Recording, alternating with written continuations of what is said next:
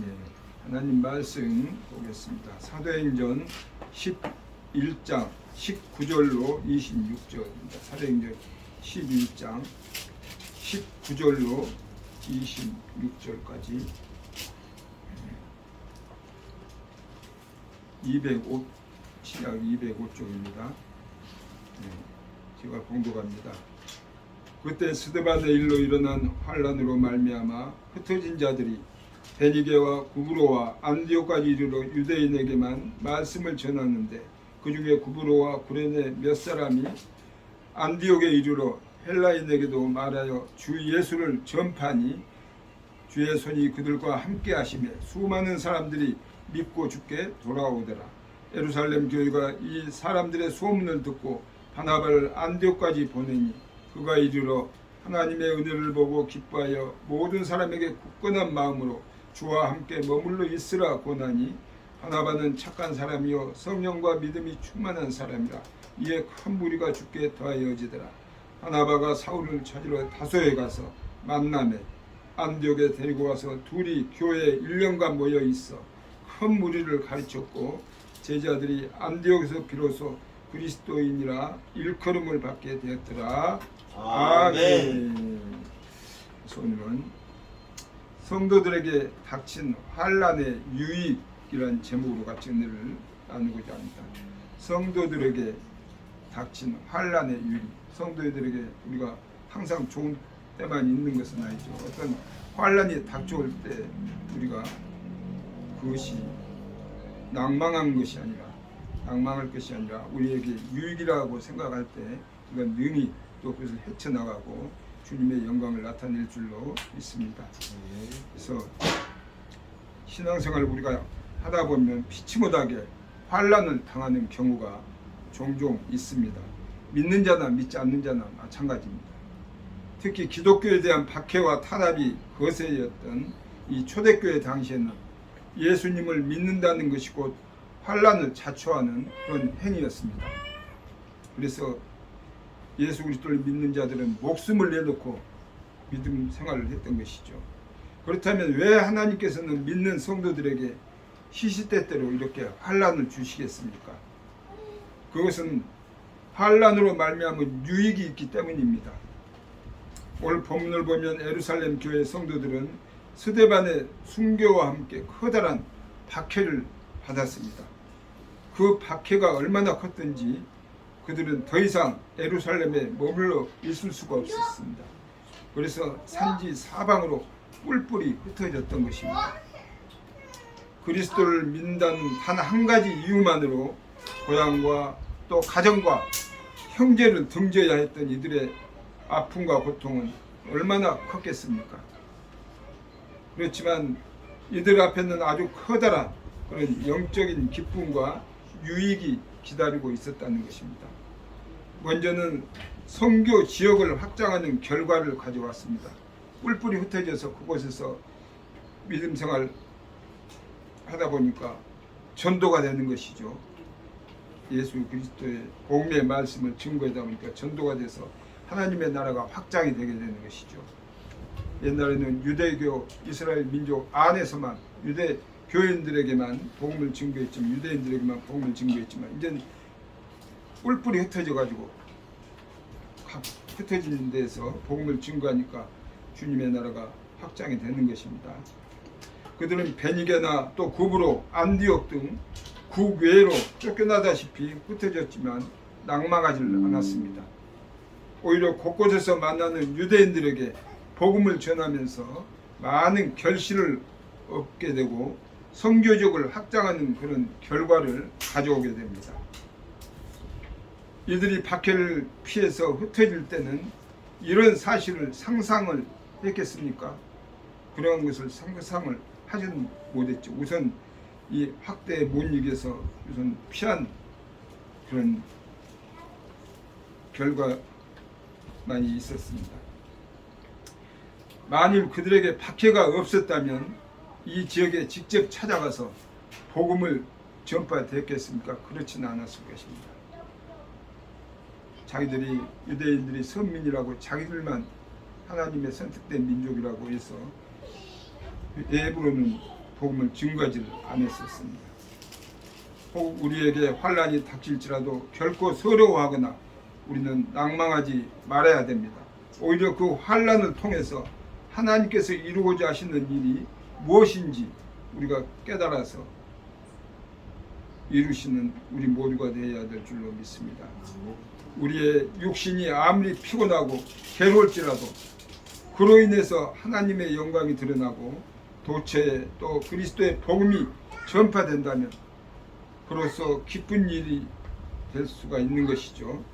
그렇기 때문에 우리는 끊임없이 어디를 가든지 우리가 있는 자리에서 복음을 증거하는데 애쓰고 힘쓰는 우리 모두가 되시기를 주님의 이름으로 또 부탁을 드립니다. 두 번째, 평신도의 선교 의무를 알게 되었다는 것입니다. 옛날에는 평신도들은 복음 증거하지를 못했죠. 그렇다면 베니게 굽으로 이 안디옥의 복음을 전파하고 또 이방 지역에 교회를 세운 이들이 누구이겠습니까? 사도들입니까? 아니죠. 뿔뿔이 흩어졌던 평신도들입니다. 그들 가운데는 사도들이 없었습니다. 그들은 모두 순수한 평신도들이었습니다. 다시 말해서 그들은 직접 복음을 전하고 또 교회까지 설립하고 선교 의무가 사도들에게만 있는 것이 아님을 깨달았다고 할 수가 있는 것이죠. 아울러서 자신들에게도 복음을 증거하고 결실할 능력이 있음을 깨달았다고 할 수가 있는 것입니다. 왜 하나님께서는 우리에게 이런 시련을 주시는 것입니까? 바로 우리에게 사명감을 일깨워주기 위해서입니다. 또 우리도 주의 사역을 능히 감당할 수 있음을 알려주기 위해서입니다. 시련을 통해서 자기에게 주어진 의무와 사명이 무엇인지를 깨닫는 우리 모두가 되어야 될 줄로 믿습니다. 그래서 우리 또한 이 땅에 살아가면서 참으로 주님의 자녀로서 백성으로서 어디를 가든지 주님의 복음을 증거할 수 있는 우리 믿음의 백성들이 되시기를 주님의 이름으로 또 축원드립니다. 세 번째는 이방 선교의 전초기지가 된 안디옥 교회가 설립이 되는 그런 계기가 됐다는 것입니다. 예루살렘 교회에 닥친 환란이 가져온 또 하나의 이 놀라운 유익이 있는데 그것은 이방 선교의 전초기지가 된 이 안디옥 교회가 설립되는 계기가 된 것입니다. 물론 베니게와 구브로와 안디옥 등으로 흩어진 예루살렘 교회 성도들은 복음을 그곳의 유대인에게만 전했습니다. 그러나 흩어진 유대인 성도들에 의해서 복음을 전해 듣고 개종한 구브로와 구레네 몇 사람이 안디옥에 이르러서 헬라인에게도 복음을 증거함으로 그곳에 최초의 이방인 교회가 되는 안디옥 교회가 세워지게 됩니다. 그리고 이 안디옥 교회는 급성장해서 이방 지역을 향한 선교의 전초기지가 된 것입니다. 얼마나 놀라운 일입니까? 유대인들은 교회를 말살하려고 핍박을 했지만 하나님은 오히려 그것을 복음의 확장과 이방 선교의 기회로 삼으신 것입니다. 이처럼 하나님의 섭리는 오묘하고 신기합니다. 그러므로 우리는 세상에 속하지 않는 까닭에 세상이 우리를 미워하고 또 핍박하나 전혀 염려할 필요가 없는 것입니다. 하나님은 그러한 세상의 박해를 성도들의 유익을 위해서 선하게 사용하실 것입니다. 또 성도들은 환난을 당할 때 오히려 능동적으로 대처하고 하나님께 모든 것을 맡겨야 합니다. 우리에게 크고 작은 시련이 닥칠 때마다 그래서 우리 마음이 좌절되고 괴롭고 또 슬플 때마다 단지 예수님을 믿는다는 한 가지 이유로 생명을 또 이어받고 가정과 고향을 등재하였던 초대 예루살렘 교회 성도들을 우리는 생각을 해야 합니다. 그들은 갑작스럽게 닥친 이 환난 속에서도 믿음을 꿋꿋이 지켜냄으로써 오히려 더 많은 복음의 결실을 맺고 자신들의 사명감을 더욱 분명히 자각하면서 또 이방인 구원에 관한 하나님의 깊은 뜻을 깨우쳤습니다. 우리는 상황에 따라 다를지라도 환난 뒤에는 반드시 유익이 있습니다. 그러므로 우리 역시 환난을 통해서 반드시 영적인 유익을 얻으시기 바랍니다. 환난은 축복의 전조라는 것을 잊지 말고 환난이 크면 클수록 우리의 축복도 크다는 것을 마음에 새길 때 우리가 능히 어떤 역경과 환난이 우리 앞에 다가오더라도 승리에 이겨나갈 수 있는 주님의 귀한 백성들이 되시기를 주님의 이름으로 축원드립니다. 기도합니다. 하나님 아버지 감사와 영광을 드립니다. 오늘도 주님의 은혜 가운데 하루 일과를 마치게 하시고 또 이 저녁 오메가 선교회로 이곳에 모이게 하여 주셔서 찬양하며 예배드리게 하시고 주신 말씀을 통해서 다시 한번 우리가 깨닫고 은혜 받게 하여 주시니 감사합니다.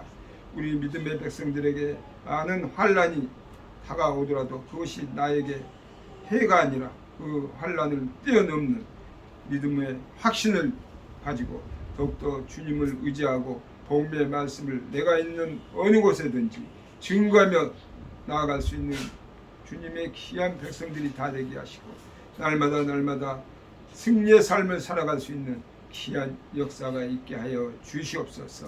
예수 그리스도의 이름으로 기도드리옵나이다. 아멘. 감사합니다.